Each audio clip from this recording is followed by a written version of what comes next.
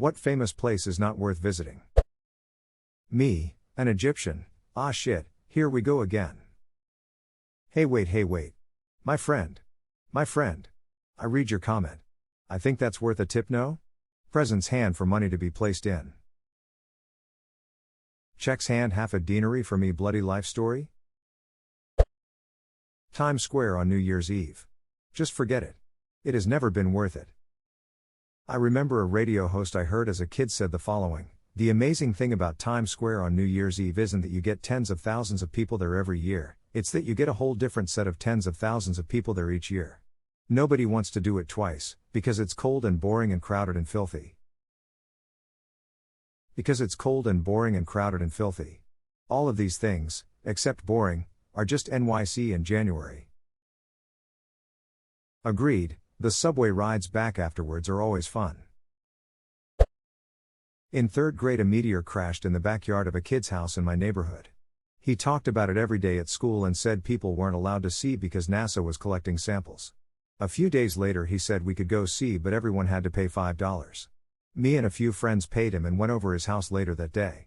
When we got to the backyard we saw a 3-foot deep hole that was clearly dug by a shovel. We called him out on it and he said something like, "That's where it landed, but the scientists dug around it with shovels to take samples." Worst $5 I've ever spent. I have no idea where you are nowadays, but duck you, Benji. Benji's either a millionaire or in jail. Hollywood Walk of Fame. It's a sidewalk and outside of maybe big events where they may clean the ones around where photos may be taken, it otherwise is just covered in dirt from people's shoes and some are barely legible because they haven't been cleaned in ages.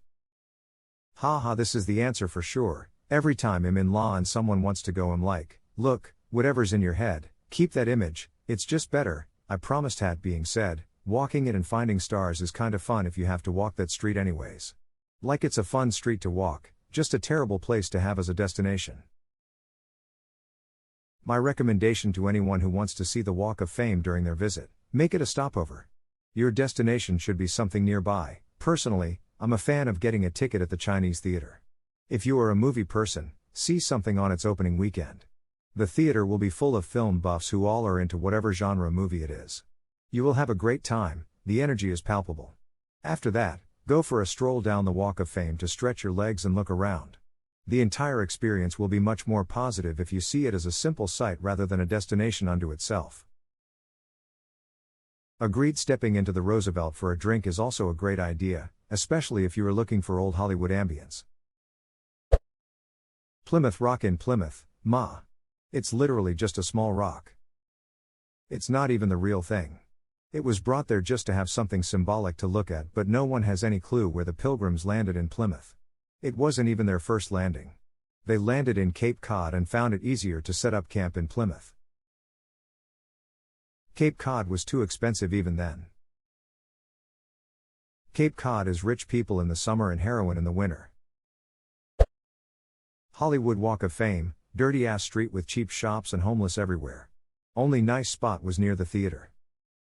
I came here to say this if no one else had. I have lived in the Greater La region my whole life. I can confirm the Walk of Fame is terrible, at least when I went.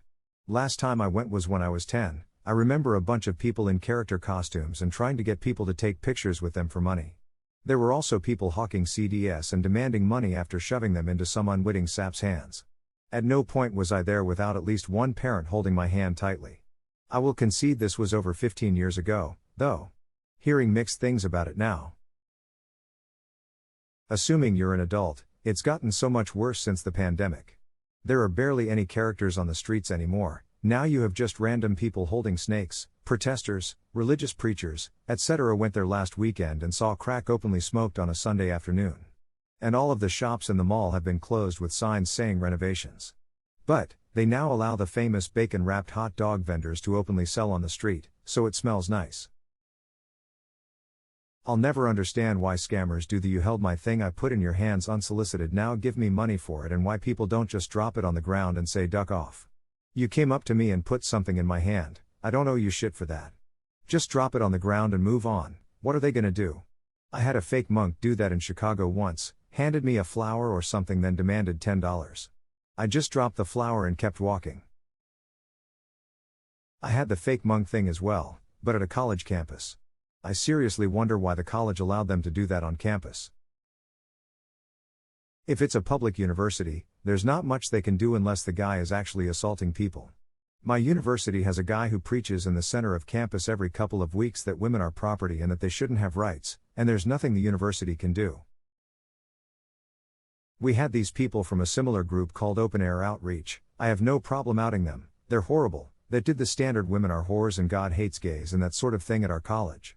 A few of us would go out and bother them and make fake signs and dress up like Jesus with the I'm not with them signs and such, but it never got under their skin.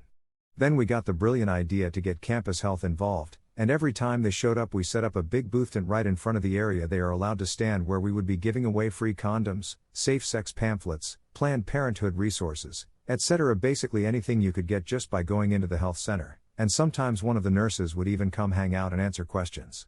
You had to go around the booth to actually see the preachers, though you could hear them, and we did this for a whole semester before they just gave up and never came back. At least, not while I was going there. I work close to Times Square in Manhattan. If you have an ad blocker on your computer, you will hate Times Square. Land's End, UK. Heralded as the fourth most disappointing attraction in the UK. It's not even disappointing enough to win an award. I mean the landmark in Cornwall, not a clothing store. Dearie me. If you're going to Cornwall, I hear the Bute Tunnel is the one attraction you can't afford to miss. The reviews Lamau when you look into the eyes of God, the Bute Tunnel looks back.